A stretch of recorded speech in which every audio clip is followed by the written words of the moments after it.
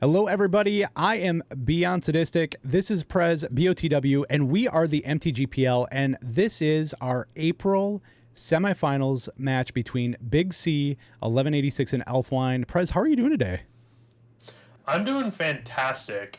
It's been real good watching all these leagues finally coming together. Just seeing how good some of these players are. Again, the league is a huge deal, making it into the playoffs there. You have to win a pool of round robin play before you even qualify to make it into the playoffs. Yes. Then both players also have to play a top 16 in order to get up. So we are now in the top 4. So Big C managed to take down Ruby Storm in the round of 16, and then in the quarterfinals, oh goodness, I just forgot about that. Espervile. Espervile, thank you very much. Yep. Yeah, Espervile there in order to get to this point right now, and then Elfwine had to take down Jeskai Miracles and Burn in order to get to this point. Yes, yeah. And Big C on Goblins, very, very, from what we know now, is a traditional black-green or black-red Goblins deck with one very special twist. Prez, what is that twist?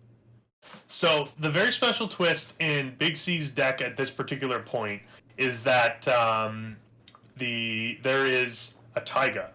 So Big C swapped out a mountain for a taiga in this and is splashing green for a new Kaldheim card called Masked Vandal. Yes. Which is a 2-mana 1/3 with Changeling. And when it enters the battlefield, you may exile a creature card from your graveyard. If you do, exile target artifact or enchantment an opponent controls.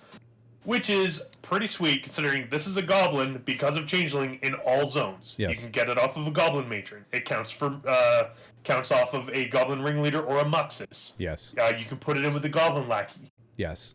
Goblins having an actual, factual Reclamation Sage just makes them even more potent than they already were. Yeah.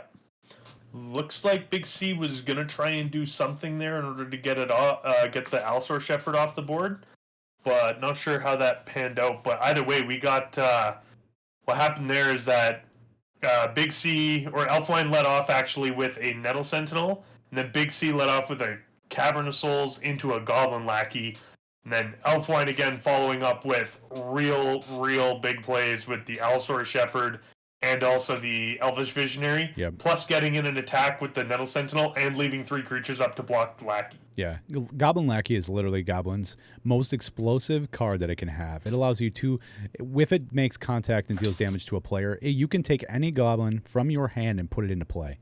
It doesn't matter the size, it doesn't matter the CMC or mana value, whatever you want to call it. You immediately get to put it into play, which is a pretty bonkers enabler for a creature deck like Goblins, which is all built around toolbox Goblins with some pretty crazy ETBs, to be totally honest. Yeah, exactly. I have also seen it before where you go turn 1 Lackey into turn 2 Muxus. Oh my god. You want to see people die really fast? Yeah. No, absolutely. It's so ludicrous. And of note there as well, the biggest reason or one of the biggest additions to Goblins since the printing of Muxus has actually been Skirk Prospector. And, you know, even when I play Goblins with Skirk Prospector, even without Muxus, the card's bonkers. Yeah. Comes down early, you're able to use it with Mog War Marshal or any of your other small Goblins, and you can just catch them in for bigger Goblins, and it allows you to chain cards so fast. Right. And that's just it. I mean, you're just like the Elves deck, just like a lot of other decks, able to just go off out of nowhere, and letting a Muxus hit the battlefield is literally game over in a lot of senses. Yeah, for sure. And we're going off real fast here for Elfwine. Yeah. Of note, Elfwine is being very, very particular, and thank you for doing so on which creatures have summoning sickness and which ones have do not. Yeah. No, we all appreciate that. Although Heritage Druid is a really nice way to get around being able to do that because it allows you to just tap creatures, whether they have summoning sickness or not, but they'll still allow you to However, in this particular case, though, the reason why it is important to know that is which ones can attack when a Crater Hoof comes down. Yes, yep. Or if you're going to pump with Allosaur Shepherd. I totally agree.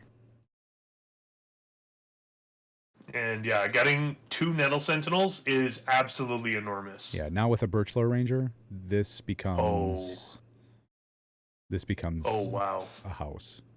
Yeah. Of note, Glimpse is not on at the moment still. Right. So is this just an attack here? It's what it looks like. Looks like it. Yeah. So that was just a really good value turn.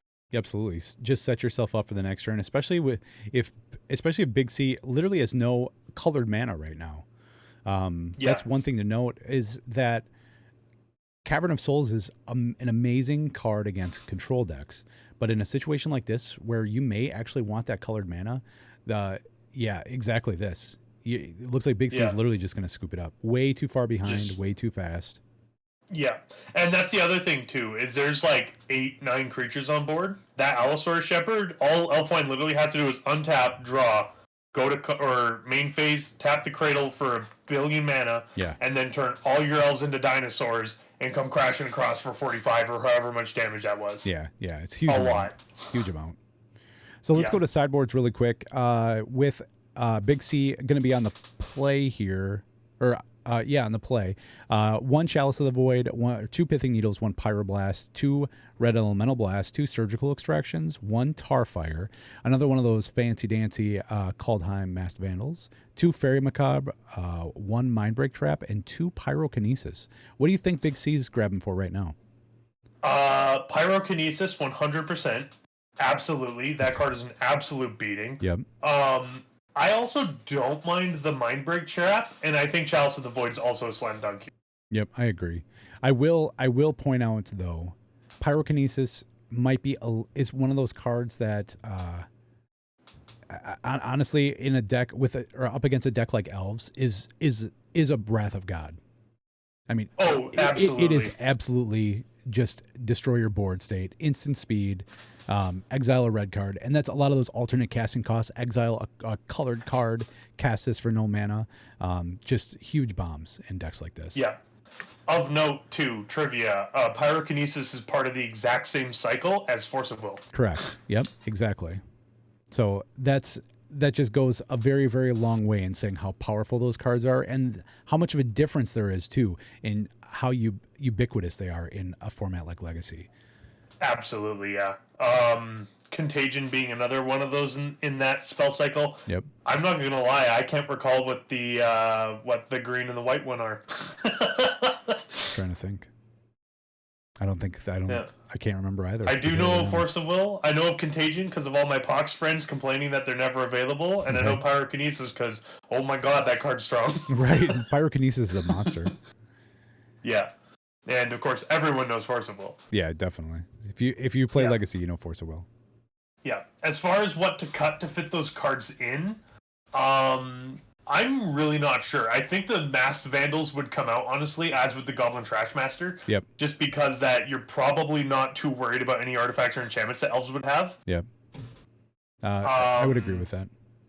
Yeah, I think that would be about it. I could also see an argument being made for Mindbreak Trap, just being that if they're starting to chain off, and then if they just cast a natural order, you can just hit the natural order. Yep. And that might be good enough to get there. Yeah. Yeah. You shut that down. Elves, a lot of times, will put all of their eggs into that basket. This has to resolve, otherwise I'm done for the turn. And especially if you're up against Goblins, you're willing to make that sacrifice just because there aren't a whole lot of decks that play Mindbreak Trap. So. Yeah, exactly. Yep. Especially in our meta. Yeah. On Elves' side, we have 4 copies of Thoughtseize, 2 Abrupt Decays, 2 Assassin's Trophy, 1 Collector Roof, 4 Leyland of the Void, 1 Archon of Valor's Reach, and 1 copy of Progenitus. What? I'm not really sure what I'd take here other than the Abrupt Decays and the Assassin's Trophies.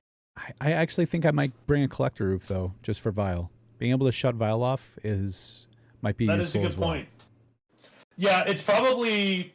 It kind of depends on what exactly you want to do, because there is 1 Reclamation Sage in the main deck, which I personally, even though I am not an Elves player mainly, I have played the deck in the past.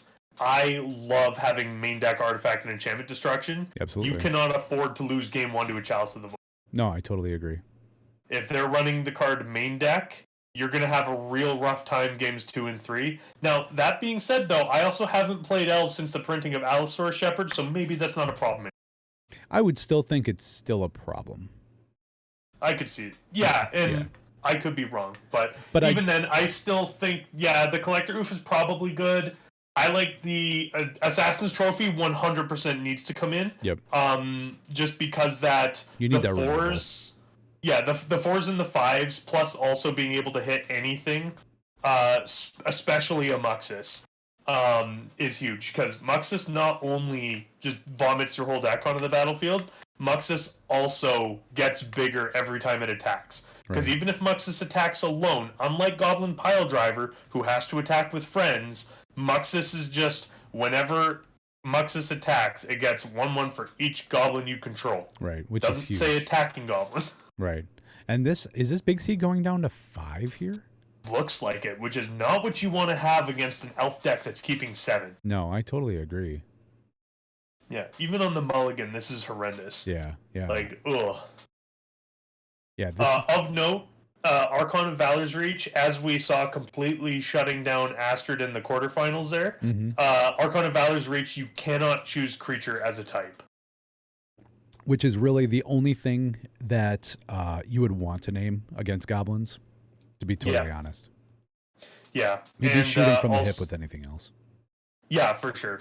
Also, of note, just mentioning timeless matchups, this is definitely one of them. Elves versus Goblins, especially. Oh my god, is he going down to 4? Wow. Oh, that's so bad. That is. That was 6 lands and a Tarfire, by the way. Right. I'm one of those players that has pre-modern goblins and elves both together, and while they are both very powerful, goblins is pretty darn stout in pre-modern. Yeah, I've just learned in general, goblins is just one hell of a deck for sure, and I also like the fact that there's different ways to build the goblin deck, I should say, in that you have like, oh, I'm going to build a turbo Muxus thing, or I'm going to build 8 whack, or I'm going to build, this Death and Taxes style Rishadan Wasteland control goblins creature deck that's, impossible to terminus out of the game. Right. And that just goes to show you how powerful some of these goblins are with their ETBs, that they enable so many different game plans. And that's what makes goblins so dang good, is the fact that you can pivot in the midst of a match off of an Aether Vial trigger or an Aether Vial activation and just go. I mean, in a totally different direction. That's the best part with goblins. Mm-hmm. Yeah, I am a huge fan of the deck, and also it's just of, all the tribal decks that exist in Legacy, these two are the ones you need to watch out for. Yeah, absolutely. I totally agree. Totally agree. Is this going to be his 4?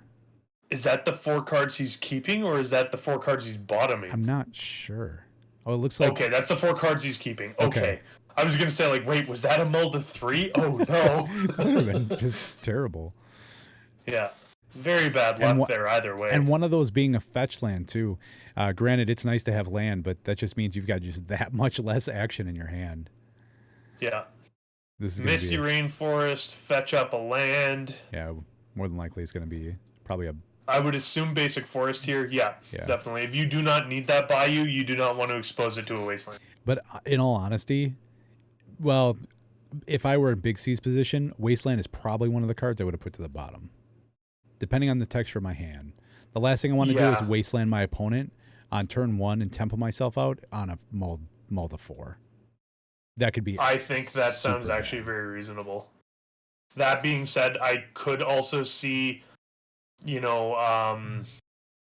some value in keeping it on the event of a Gaia's Cradle. Right. But even then, that's still pretty rough. Yeah, I agree too. But my big reasoning for that is, yes, it allows you to put maybe a creature, a 1-drop into play next turn, but Elves is full of 1-drops. So all they need is one other land to be able to clog up the board state, and then you're literally just stuck behind a Goblin like Big C was last turn, unable to do anything. Yeah, exactly. And yeah, we're just porting now, so fetch. Gets land, casts Allosaurus Shepherd, untap the Nettle Sentinel. Yep. Oof. If this is a Heritage Druid next turn, big season for a lot of pain. Yeah. Another fetch. Gonna crack Yeah. it. Well, at least Big C's got mana now. That's one of the biggest level up moments that you get to with a deck like Death and Taxes or Goblins or any kind of mana denial deck is when do I port my opponent and when do I wasteland them and when do I actually play to the board. Knowing when to be able to make that switch or when to be able to do that, what your opponent has in their deck, what 2-drop am I trying to stop from hitting the battlefield? What 3-drop do I not want them to play? Knowing that is a huge level up moment in Legacy. Absolutely. Even then, I still probably don't even have it right, and I've been playing Legacy for, 9 years now? There have been a lot of times on Death and Taxes where I'll port somebody and they'll just play exactly what I didn't want them to play, and I'm like, man, I really didn't think that through very well. Yeah. Yeah, I'll port your planes and upkeep swords. Oh, yeah. Whoops. My bad. Yeah, Big C just literally tanking here. What do I do? He's got 3 cards in hand. Yeah.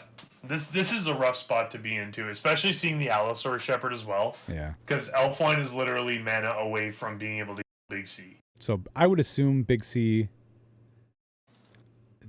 Why did he not port there? He's got to be holding something in his hand. What is he holding? Munitions Expert could be an option. It could be. Pyrokinesis, which doesn't matter. Heritage Druid. Yeah. Oh, yeah. Okay, we are tapping lands now. Munitions Expert. Yeah, Munitions Expert. I think you have to hit the Allosaurus Shepherd here. So this is super unfortunate, being that the Rashadan port doesn't tap for colored mana. Right. So the issue here is that Elfwine wasn't able to kill the Nettle Sentinel. So because that... Or Big C wasn't able to kill the Nettle Sentinel, sorry. This means, though, that... is this a Elvish Visionary? Yeah. Oh, no. That's... So... The untapper is still here, which is an issue. Yep. Another thing he could have been holding up is Tarfire as well. That's true. That would have taken out the one downside to Munitions Expert requiring other 2 colored mana to cast. Oh, the Collector Roof did come in. Yeah. Which okay, well here goes Any Dreams of an Aether Vial. Right. And honestly, that's probably a really good decision because having that Collector Roof, especially in Big C's situation right now, as he's mulliganing down, if I'm the Elves player and I've got a Collector Roof in my deck, knowing that they're really probably that an Aether Vial is a way for them to get out of being cards down, I'm just ecstatic at that point. Absolutely. So Big C does play a Scalding Tarn, fetches. Looks like that's a basic forest. One of the full arts. Basic mountain. Or basic mountain, sorry. I apologize. Not showing off that taiga yet. No. Then again, with it being open deck list, I guess it's known anyway. True. Oof, this is a really rough game, though. Both these games just... Elfwine coming in and just running over. Another Munitions Expert number 2. That takes the Shepherd? I imagine you have to take the Shepherd here. As much as you probably want to hit the Nettle Sentinel, you have to kill that Shepherd. And there's a Tarfire. This is actually cycling Gem Palm Incinerator. Good call. Which is super cool. And it also draws a card. Yep. Big play. Big play indeed. Getting the Heritage Druid off the battlefield just slows Elfwine down. Yeah. That being said, I know that Big C probably would have really liked to have hit that Nettle Sentinel with that. However, you just absolutely need to get that Heritage Druid out of here. Yeah, absolutely. Being able to tap your creatures, especially one that untaps. Yeah, that's huge. Well, the other thing, too, is that even if the Nettle Sentinel is able to untap, which is really good, if you leave the Heritage Druid out, all Elfwine has to do is play a Elf. Yes. And then Natural Order. Yep. Or Natural Order. Right or just pay 4 in Natural Order anyway. Yep. Kaboom. And we crater hoofing, I would imagine? I would think so. Yep. Yeah, crater hoof. +3/+3 to all creatures, so this is an attack for 18. And Big C is at 15 with only 2 toughness on board, so this is a lethal attack. Yep. No way around it. Tapped out. No. Pyrokinesis. You would have had to have done it that given time at the Yep. at the natural orders. Actually, So you can do it on brutal, ETB brutal. too, but Yeah. yeah, that is absolutely brutal for Big C. Just getting run down game 1 and then game 2 having to mull down to 4. Just not exactly where you want to see yourself, especially in a semifinals match like this. Yeah. So anyway, Elfline's going to take it down and move on to the finals, which the other side of the finals bracket is a Delvermere. Yeah. So, or the other side of the semifinals, I should say, is a Delvermere. 2 different types, but still Delver. So it's going to be Delver versus Elves in the finals. Not sure which type of Delver it'll be, but True. It's going to be there. Yeah, definitely.